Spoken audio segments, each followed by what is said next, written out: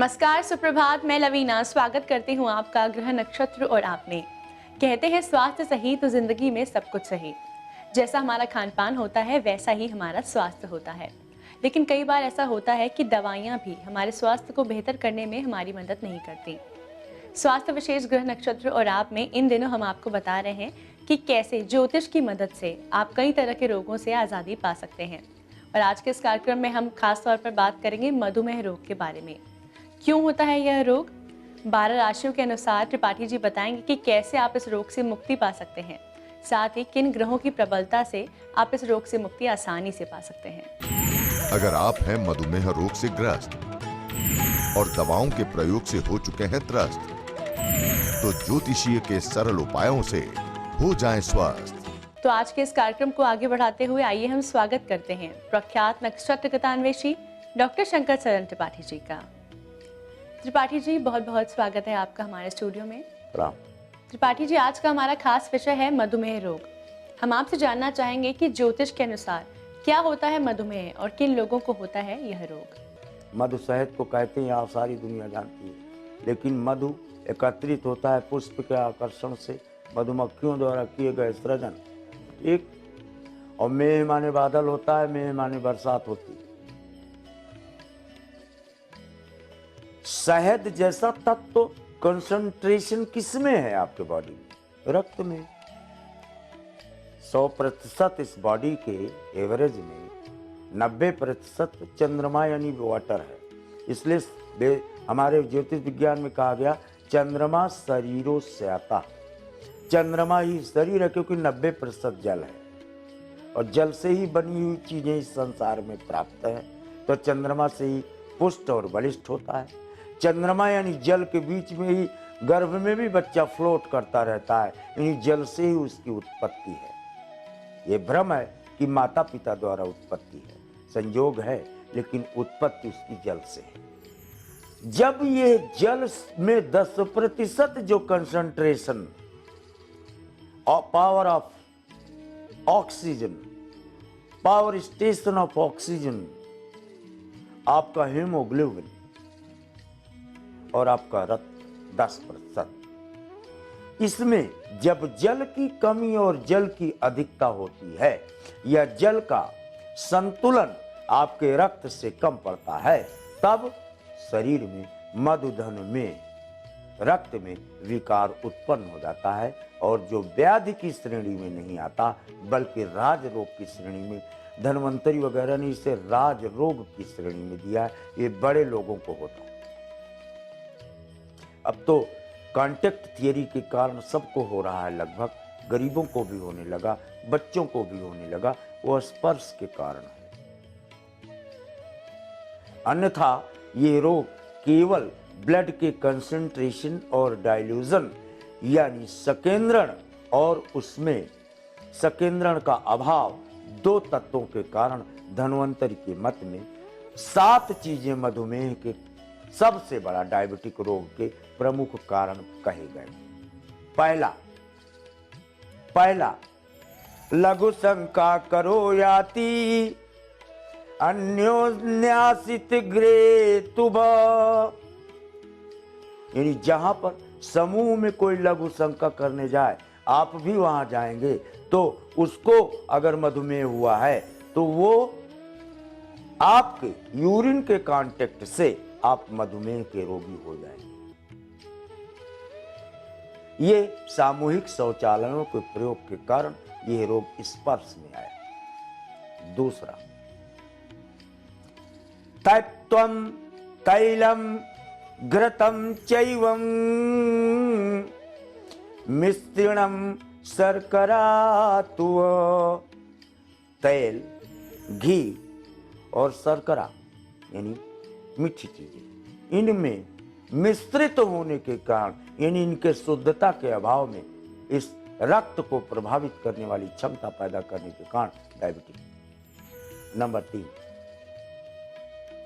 अरे चिंता सांपिनी को नहीं खाया, अको जग जाई न व्यापी माया। व्यापी माया इनहेरिटेड, अगर आपके बाप को रही, आपके बाबा को रही, तो वो आप में आने की संभावनाएं खूब हैं। कम है आपका सौभाग्य है, खूब है। और चिंता साफ ही नहीं। अगर आप लगातार एक ही चीज का चिंतन कर रहे हैं और अपना चिंतन नहीं बदल रहे हैं, अपना विचार नहीं बदल रहे हैं, कार्यशैली और अपनी व्यवहारिकता को नहीं बदल रहे हैं, डायबिटिक हो जाएगा। ये तो आपने दर्शकों को बताया कि किन लोगों को होता है मधुमेह रोग। अब हम आपसे जानना चाहेंगे राशि अनुसार मेष से कन्या राशि के जातकों के लिए क्या खास उपाय हैं जिनसे कि वो मधुमेह रोग से मुक्ति पा सकते हैं। मेष राशि का जातक क्या डायबिटिक हो सकता है? यस, वो अपने आप में रखता है। अगर मेष राशि का जातक लगातार किसी चीज की टेंशन, वरी, एंजाइटी को अपने हृदय में स्थापित कर ले तो fourth house, pump station, heart प्रभावित होकर के ब्लड की संबंधी समस्याएं पैदा करते हैं। ब्रश कभी भी इस जातक डायबिटिक नहीं हो सकता अगर स्पर्श से दूर रहे। मिथुन, चांदी की ये तो एक ऐसा कंजंक्टेड राशि है, ये चांदी की थाली में या चांदी के पात्रों में भोजन करे तो इसको जीवन में कोई रोग हो ही नहीं सकता। लेकिन हो जाने पर ये चांदी की थाली में भी भोजन और दूसरों के स्पर्श किए हुए जल का सेवन बंद कर दे। चौथा, कर्क। कर्क वाले डायबिटिक होने के खूब नजदीक होते हैं क्योंकि 90% जल, जैसे जल और गंगा और अन्य नदियां नालों के कारण प्रदूषित हो जाती हैं। स्पर्श ही तो है वो।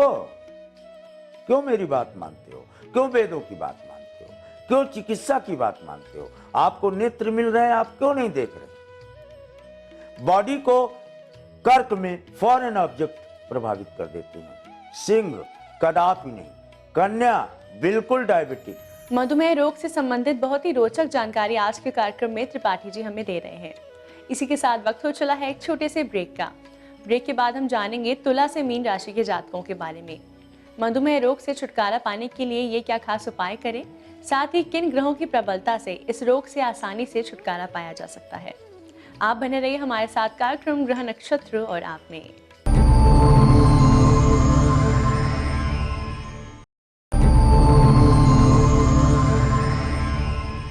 स्वागत है आपका ब्रेक के बाद ग्रह नक्षत्र और आप में। कई बार रोगी इतने असाध्य हो जाते हैं कि दवाइयां भी असर नहीं करती। ऐसे में कौन से ज्योतिषीय उपाय हैं जो आपके लिए लाभकारी होंगे, आज के कार्यक्रम में हम आपको बता रहे हैं। त्रिपाठी जी, ऐसे में हम आपसे जानना चाहेंगे तुला से मीन राशि के जातकों के बारे में। मधुमेह रोग से मुक्ति पाने के लिए ये क्या खास उपाय कर सकते हैं? तुला 56 और 61 के बीच में इसको सतर्क रहना चाहिए। वृश्चिक जैसे ही ये 42 क्रॉस करे इसको सतर्क हो जाना चाहिए क्योंकि ये पाताल लोक के पानी से निर्मित राशि है। धनु, इन लोगों को जन्म से हो जाए, इनहेरिटेड हो जाए, यंग एज में हो जाए, लेकिन वो 31 वर्ष 7 माह से और 42 वर्ष 11 माह के बीच में इन लोगों को खान पान में ध्यान रखना चाहिए, अन्यथा प्रभावित होना है। मकर वज्र राशि है, ये कभी नहीं प्रभावित हो सकती डायबिटिक से, प्रोवाइडेड गोल चीजों का सेवन करती रहे, जामुन, बेर इत्यादि। कुंभ बिल्कुल वही एप्लीकेबल होगा जो मकर पर है और मीन डायबिटिक होने की पूरी संभावनाएं हैं अगर अपने विचार और अपने व्यवहारिकता और अपने what you call the conduct, the behaviour, equilibrium अगर आप मेंटेन करके न चले और आप कंडक्ट और बिहेवियर को 24 घंटे में 20 बार बदले तो निश्चित तौर पर आप डायबिटिक होने के लिए अनियमित कार्यशैली के कारण, अनिद्रा के कारण, कभी कम सोए कभी ज्यादा सोए, कभी 3 बजे खा लिए कभी रात 12 बजे खा लिए, इस अनियमित दिनचर्या को अगर 29 दिन से ज्यादा ले गए तो निश्चित तौर पर 9 माह 2 दिन या 2 वर्ष 9 माह के अंदर डायबिटिक होने की पूरी संभावनाएं पाई जाती हैं। त्रिपाठी जी, बात करें अगर ग्रहों की, किन ग्रहों के प्रभाव से, किन ग्रहों की प्रबलता से हम इस रोग को दूर कर सकते हैं? डायबिटिक में मंगल ग्रह को और बृहस्पति को, यही 2 मूल हैं। मंगल और बृहस्पति को मजबूत करना चाहिए और केतु और शनि ये डायबिटिक के परिणाम स्वरूप अनेक रोगों का फिर सृजन कर देते हैं। हाइपरटेंशन, ब्लड प्रेशर, फिर हार्ट की बीमारी, फिर किडनी का फेल होना, यूरिन का प्रभावित हो जाना, स्पिट का प्रभावित हो जाना, स्वेटिंग का प्रभावित हो जाना, ये सब चीज़ें आफ्टर इफेक्ट्स हैं। इसलिए मूलतः कहते किम कुर्वन्त ग्रह सर्वे केंद्रे जीवा Brihaspati, if your Jupiter is strong and Mars is strong, you are away from all kinds of disease. Forget about diabetic. ज्योतिष के माध्यम से कैसे आप अपने स्वास्थ्य को बेहतर कर सकते हैं, इसके बारे में आज हमें बताया त्रिपाठी जी ने। इसी के साथ वक्त हो चला है जानने का आज के हमारे पहले कॉलर कौन है। मैं अनुपमा बोल रही हूँ उदयपुर से। मेरा जन्म तिथि है 12 मार्च 1963। जन्म समय है 10:40 रात्रि में। मेरा प्रश्न है कि मेरे पति और मेरे बीच में 25 साल हो गए शादी को, अभी तक अनबनी रहती है। हमेशा हम आपस में लड़ते रहते हैं। इसके कारण मेरी नौकरी, घर परिवार सब डिस्टर्ब रहता है और मेरे पति का स्वास्थ्य भी बहुत खराब रहता है। किसी ऐसा उपाय बताइए जिससे सब सही हो जाए। जब भी सप्तमेश सूर्य हो या सप्तमेश सूर्य के साथ शनि बैठ जाए या वाइस वर्षा हो जाए तो फिर शादी तो हो जाएगी। उसको तो करना ही नहीं चाहिए शादी, और अगर गलती से कर भी ले तो पूरा पश्चिम आजीवन रहेंगे उसमें रंग मात्र संशय। एक ऊपर रहेगा, एक नीचे रहेगा, एक दूसरे को देखेंगे तो जैसे शेर भेड़ को देख रहा हो। उपाय है इसका, बहुत तगड़ा उपाय है।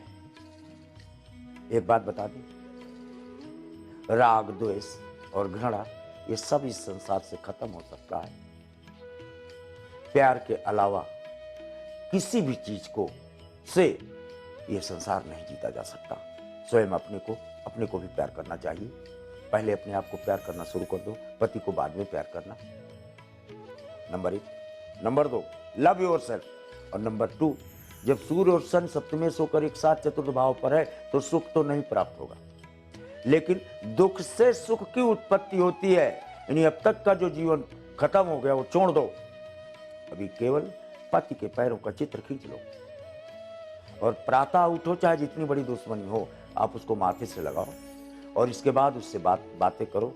आपको ये ज्योतिष विज्ञान की कॉन्टेक्ट थ्योरी है, आप शत्रु के विषय में भी अच्छा सोचना प्रारंभ कर दें, वो आपका मुरीद हो जाएगा। मित्र तो छोड़ ही दो।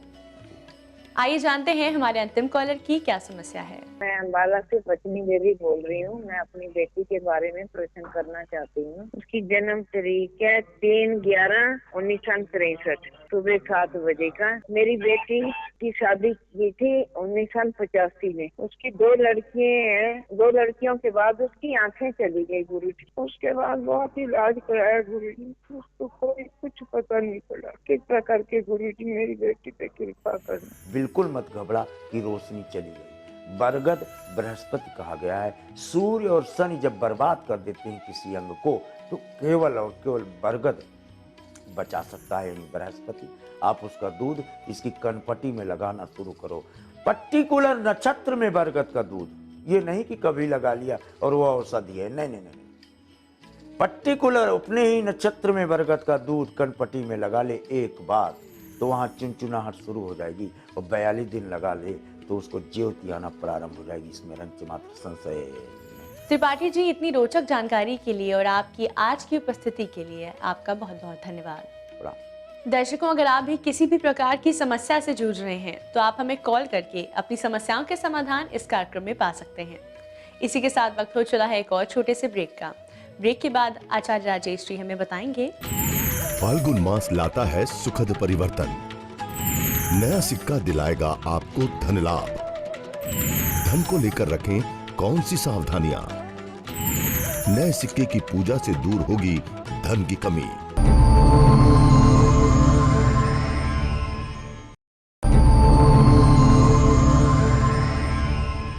स्वागत है आपका ब्रेक के बाद ग्रह नक्षत्र और आप में। इस समय स्टूडियो में हमारे साथ मौजूद हैं आचार्य राजेश जी।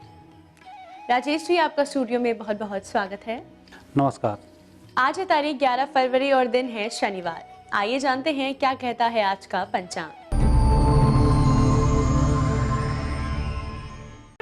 फाल्गुन मास कृष्ण पक्ष प्रतिपदा, आज एकम तिथि है, शनिवार का दिन है। शुभ समय प्रातः 6 बजे से 7:30 तक, राहु काल प्रातः 9 बजे से 10:30 तक। आज चंद्रमा है सिंह राशि में। राजेश जी, आज हम बात करेंगे सिक्के के बारे में कि कैसे सिक्के को तिजोरी में रखने से धन की कमी दूर होगी। फाल्गुन मास का जब कृष्ण पक्ष प्रारंभ होता है तो ये कृष्ण पक्ष विशेष रूप से व्यक्ति के शरीर में बहुत सारी परिवर्तन लाता है। ईड़ा, पिंगला, सुषुम्ना 3 नाड़ियों के बारे में आपने सुना ही होगा। और ये जो महीना होता है प्रकृति के परिवर्तन का भी महीना है और आपके शरीर में भी परिवर्तन होने का महीना होता है। और आज के दिन विशेष रूप से पूजन पाठ का भी विधान होता है। आज के दिन एक उपाय भी और किया जाता है, यदि आप घूमते फिरते में कहीं कोई सिक्का मिल जाता है तो उस सिक्के को सदैव संभाल कर रखें, उसकी पूजन करते रहें, तो ये धन में वृद्धि को करने वाला भी होता है। इन उपायों को करें, लाभ जरूर होगा। हम आपसे जानना चाहेंगे मेष से कर्क राशि के जातकों के बारे में, कैसा रहेगा उनका आज का दिन। मेष राशि वाले व्यक्तियों का आज दिन थोड़ा सा कमजोर दिन चल रहा है। आपको संभल कर कार्य करना होगा, दूसरे पर भरोसा आज बिल्कुल नहीं करें। वृषभ राशि वाले व्यक्ति का आज एक इच्छा पूरी होने वाली है। यदि आप किसी व्यक्ति से कुछ चाह रहे थे तो आज आकस्मिक रूप से आपको प्राप्त हो सकता है, लेकिन हनुमान जी की आराधना करना नहीं भूलें। मिथुन राशि वाले व्यक्तियों का दिन आज सबसे अच्छा दिन है, परिस्थिति बेहतर है, खुशखबरी सुनने को मिलेगी। कर्क राशि वाले व्यक्तियों का आज चिंतन थोड़ा सा अधिक करना होगा, वाणी पर थोड़ा सा संयम रखना होगा, धन की थोड़ी सी व्यवस्था करनी होगी, तब जाकर दिन अच्छा होगा। राजेश जी, हम आपसे जानना चाहेंगे घर की तिजोरी में नया सिक्का रखने से कैसे माँ लक्ष्मी की कृपा बरसेगी। जो भी सिक्का, वैसे आज 2 सिक्के का विशेष महत्व होता है। एक सिक्का वो जो कभी हमें पढ़ा मिला और उसकी हम आज पूजन करके लाल कपड़े में लपेट कर उसको तिजोरी में रखते हैं। दूसरा वह सिक्का कि आज हम कहीं कुछ सामान खरीदने जाए और वहाँ से कोई नया सिक्का हमें मिल जाए तो उस नए सिक्के को भी लाकर हम सायंकाल इसकी पूजन कर सकते हैं। नए सिक्के को पीले कपड़े में लपेट कर तिजोरी में रखा जाता है और पहले मिले हुए सिक्के को लाल कपड़े में लपेट कर तिजोरी में रखा जाता है और हर मंगलवार को उसकी आरती उतारी जाती है। ऐसा करने से कहा जाता है कि लक्ष्मी की कभी भी कमी नहीं आती है। और कहीं स्वास्थ्य पर धन खर्च कर रहा हो तो वह धन खर्च होना तत्काल ही रुक जाता है, अर्थात खर्च पर नियंत्रण भी होता है, धन का आगमन भी अच्छा होता है। राजेश जी, हम आपसे जानना चाहेंगे सिंह से वृश्चिक राशि के जातकों के बारे में, क्या कहता है उनका दैनिक राशिफल, कैसा रहेगा उनका आज का दिन। सिंह राशि वाले व्यक्तियों के लिए आज सूर्य की विशेष कृपा होने से अच्छे फलों की प्राप्ति होगी। आज आपको जो भी कुछ करना है दोपहर तक उसका शुभारंभ कर डालें। कन्या राशि व्यक्तियों का दिन खर्चीला है, कुछ तनाव वाला दिन भी है। आज आप अपने माध्यम से ही तनाव उत्पन्न कर देंगे। कई बार ऐसा होता है कि व्यक्ति कुछ समझता नहीं है और कुछ बोल देता है। थोड़ा सा वाणी पर संयम आज रखना बहुत जरूरी है। तुला राशि वाले व्यक्तियों का दिन सभी प्रकार से शुभ दिन है, अच्छे फलों की प्राप्ति होगी, आवश्यक कार्य पूर्ण करने में कोई दिक्कत नहीं होगी। वृश्चिक राशि वाले व्यक्तियों का दिन अच्छा है, विशेषकर यदि आप इंटरव्यू देने जा रहे हैं तब या व्यवसाय का कोई समझौता करने जा रहे हैं तब दोनों तरफ सफलताओं की प्राप्ति होगी। राजेश जी, आज हम सिक्कों के बारे में बात कर रहे हैं। हम आपसे जानना चाहेंगे तिजोरी में सिक्का रखते समय हमें किन चीज़ों का खास ध्यान देना चाहिए जिससे कि हम नुकसान से बच सकते हैं। सिक्का जहां एक भारतीय मुद्रा की निशानी है वहीं लक्ष्मी जी के रूप में भी यह मान्यता प्राप्त है। इसलिए सिक्के को कभी भी पैरों से नहीं हटाना चाहिए और ना ही आप अपने नोटों को गिनते समय थूक का इस्तेमाल करें। ऐसा करने से लक्ष्मी रुष्ट होती है और व्यक्ति के पास से पैसा चला जाता है। तो ये 2 मुख्य सावधानी है जिस रखना चाहिए। और एक सावधानी मैं आपको और बताऊं कि आज हम देखते हैं कि लोग नाचने में भी पैसा लुटा देते हैं। तो इस तरह से पैसे को लुटाना जुए, सट्टे, शेयर में जो पाप बनता है वही पाप इस प्रकार से पैसे को लुटाने में भी बनता है। तो इसका भी आपको विशेष ध्यान रखना चाहिए।